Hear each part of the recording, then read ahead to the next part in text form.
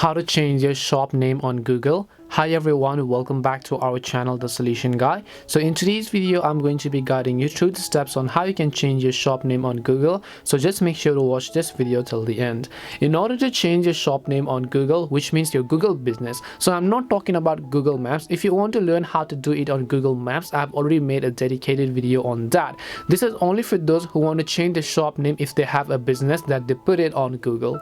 So basically what you want to do is just open up your browser and then you simply want to go to business.google.com. so just go to business.google.com. I will also make sure to drop a direct link down in the description box. So when you go to business.google.com, by default if you already have a business, it will just load up your business at the very top of the Google page. Over here you can see I have one of the stores over here, and if I want to change my shop name, all I need to do is just click on this little edit profile button next to my business, as you can see. So I'll just click on the edit profile button.